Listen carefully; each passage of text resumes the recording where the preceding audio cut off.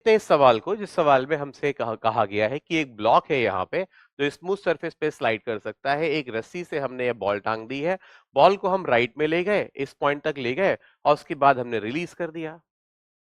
अगर हमने इसको रिलीज कर दिया तो जब ये वर्टिकल पोजीशन में आता है तो इसकी वेलोसिटी पूछी गई है, maximum velocity of the block during subsequent motion. देखिए कंजर्वेशन, आप देखिए पहले डायग्राम बनाते हैं, दोनों का मास देखिए बराबर है। तो जब ये बॉल फिर से यहां से यहां पे आएगी तो दोनों का मास सेम है और ऐसे केस में आप देख रहे हैं कोई एक्सटर्नल फोर्स हॉरिजॉन्टल दिशा में नहीं है, तो हॉरिजॉन्टल दिशा में मोमेंटम कंजर्व रहेगा। अब शुरुआत में दोनों रेस्ट में थे तो नेट मोमेंटम अभी भी जीरो होगा। तो ऐसे में हम कह सकते हैं कि अगर ये राइट में जा रहा होगा v से तो ये लेफ्ट में आ रहा होगा v से, तो भाई दोनों की स्पीड बराबर होगी। अब देखिए यहाँ पे अगर हम फोर्स देखें या वर्क देखें तो देखिए ये जो मास है ये थोड़ा नीचे आ गया है। कितना नीचे आ गया है? तो आप देखिए यहाँ पे ये L minus L cos theta नीचे आ गया है।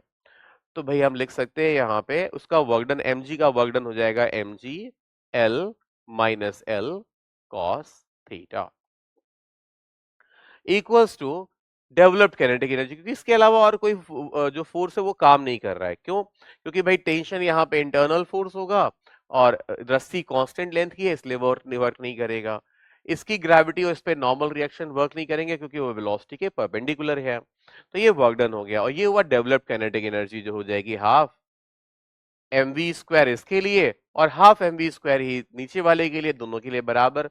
तो ये हो जाएगी। यहां से m को भी कैंसिल कर दिया जाए तो यहाँ पे v की जो वैल्यू आ रही है वो आ रही है रूट जी वन, अच्छा l भी आएगा, एक l को कॉमन ले लिया जाए, gl1 माइनस कॉस थीटा।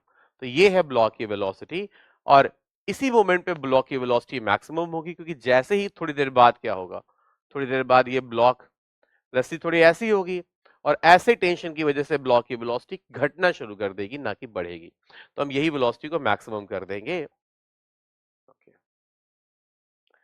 आइए यहाँ पे भी जो कॉन्सेप्ट यूज हुआ है वो सिंपली कंजर्वेशन ऑफ मोमेंटम और वर्क एनर्जी थ्योरम का